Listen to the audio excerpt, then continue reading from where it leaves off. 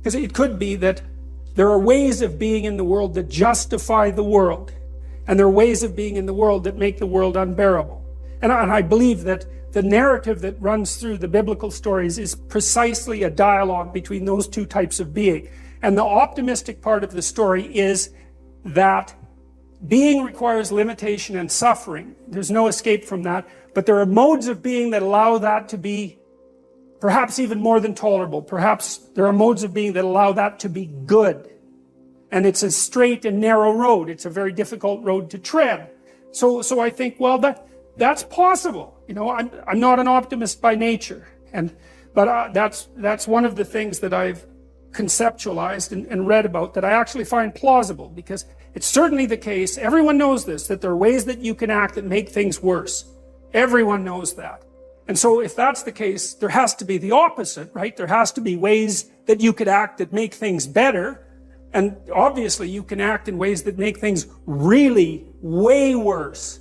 And so the question is, well, are there ways that you can act that make things really much better? And I think that's the question, is, can we have our cake and eat it too? Can we have the being that requires limitation and suffering, and also simultaneously transcend that by our mode of being? And I believe that the biblical stories, and perhaps not only the biblical stories, but the biblical stories are one of the human imagination's best attempts to address and answer that question. That's what the entire story is about. So the first of it is the catastrophe of the collapse of self-consciousness and the entrance of humanity into history. And the rest of it is, okay, now we're in history. Now we know that we're going to die. We know about our mortality. We're conscious of our own being. Is there a mode of acting in the world that allows that to be justifiable, or maybe even more, that allows that to be triumphant? And then I would also say, maybe it's worth finding out, you know. That's the other thing that's so interesting, because you've got this short time on earth, and there's lots of things that are very, very difficult to contend with, and you have the problem of tolerating yourself even in all your insufficiency. And one of the things that seems to me to be the case is that if you adopt a sufficiently profound mode of being, if you attempt to do that, then the mere act of lifting up that weight is enough to justify the fact that you're insufficient and mortal and bound by tragedy. And I believe that, and I believe people believe that, because if you watch how people act, they look for people they admire. And they do admire people, right? It's a natural phenomenon. You see it starting with children. Children admire and then they imitate. And we look to people who seem to be able to bear the burden of being in a heroic manner. And there's something inside of us that calls to that and that makes us want to mimic that and to follow it. And I think that that's the deepest and most profound of instincts, and I think it's right. And the notion that it was good, well, even if you don't believe that, and you know, because maybe it's not as good as it could be, I would say it's incumbent on you as someone who participates in the process of furthering creation to act as if it could be good, at least, and to further that with all of your efforts. Partly because what the hell else do you have to do that could possibly be better than that could possibly justify your existence more than that? And you know perfectly well, if you have any sense at all, if you think clearly about it at all, is that that's what you want to see in everyone else. You know, you're desperate and maybe you're cynical, and now and then someone appears that acts at least momentarily like a light in the darkness, and that lifts your spirit up and gives you a little bit of hope and maybe helps you continue on. Well, that's obviously a call to being. It's a statement from your own soul that says, well, there's something about that's how you should be. And maybe then, well, we get a chance to participate in what is good.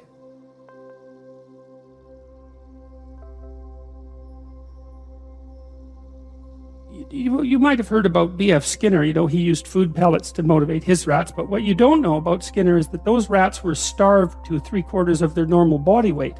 So they would work for food, man. So Skinner's rats were kind of oversimplified, but you can get rats to work for food. They don't have to be that hungry. You can get them to work for food, and they'll do all sorts of things. They'll press levers and they'll open open doors, and they'll solve problems, and they'll do all sorts of things. And one of the things you can do to kind of measure how much the rat is motivated is, let's say you've run him through a maze and he knows there's some food at the end of the maze.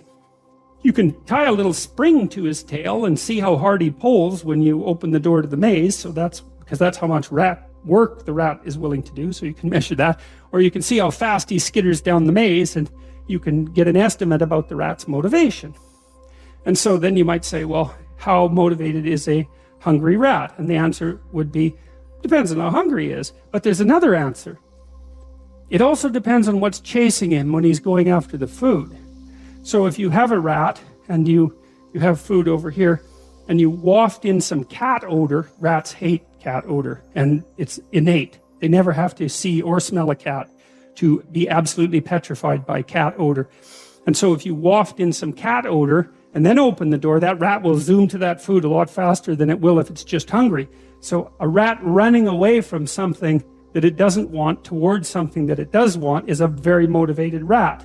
And so one of the things we did with the future authoring program that's germane to this idea of terror, because there's this idea in the Old Testament that the fear of God is the beginning of wisdom, and it's a pretty harsh idea. But there's something really useful about it, because one of the things you see with people all the time is that maybe they're trying to stumble forward towards their ideal, as poorly defined as it might be, but then they're afraid, right? They're afraid about what they might encounter, and that stops them, because fear does stop people. It freezes you like a prey animal, and so people move ahead, but then they get afraid, and then they stop moving ahead. And that's not so good, because negative emotion is a really powerful motivator. So we're more motivated by negative emotion than positive emotion, quantitatively speaking. Quantitatively speaking, you can measure that. And that's, I think, because we can only be so happy, but we can really be suffering and dead, So we have to pay more attention to the negative. And that's bad, because the negative can stop you. And then in my clinical practice, I often talk to people who are trying to make a difficult life decision, and they're weighing out the costs and the benefits of making the life decision, And one of the things I always talk to them about is, wait a second, that's an incomplete analysis. You have to weigh out the benefits and the costs of doing this. And you have to weigh out the costs and benefits of not doing that, not doing it. And that's not the same as the zero that you assume that you're starting with, right? Because to not make a decision, it also has a cost. And sometimes the cost of not making a decision is far worse than the cost of making a decision, even if the decision is risky. And so one of the things you can derive from that, and this is very useful, I think, is that this is also, I think, why it's so useful to contemplate your mortality, so to speak, is you're screwed no matter what you do. And that actually frees you, is that you have path A that has catastrophes, and you have path B that has catastrophes, and you don't get to have the no catastrophe path, but you get to pick which one. And that's really something, because if you know that there's terrible risk associated with everything that you do and don't do, then you can afford to take some risks, because you're not, and this is all within the ark metaphor. I'm still making the case that despite the fact that your life is essentially catastrophic, you can make a covenant with the highest ideal, and that will take you through it the best way possible. I'm still making that case. So then you think, okay, well, I'm trying to make this decision. I'm going to go try to do something difficult, and isn't that terrifying? And then you think, yeah, but wait a minute. What's really terrifying is not doing it. And then you think about the cost of not doing it. So in the future authoring program, we have people do this little meditative exercise, which is, okay, just think about your insufficiencies by your own definition, right? The way that you don't do what you know you should do.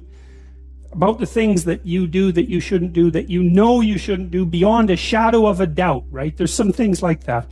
And that's bad habits and poor aim and all of the resentment and hatred and aggression and unresolved conflicts and all those things that are dementing you and warping you, and then think, okay, those things get the upper hand, man. They get the upper hand, and they take you the worst possible place you could go in the next 3 to 5 years. What exactly does that look like? And so you sketch all that out, and you think, hey, I don't want to go there. And so the next time that a temptation comes up, you think, well, it'd be a lot better for me if I didn't succumb to this temptation. It's like, that's kind of weak, eh? you'd look a little better if you didn't eat like a cheesecake a day or something like that. You know, that's something, but it's not the same as I'm going to have diabetes and I'm going to lose my damn leg in 5 years if I don't get my eating under control. That's motivating. And so then the temptation comes along and you think, oh, how about no? Seriously, how about no? Not just because a higher good would be obtained if I avoided it, but because a terrible catastrophe would be averted if I didn't.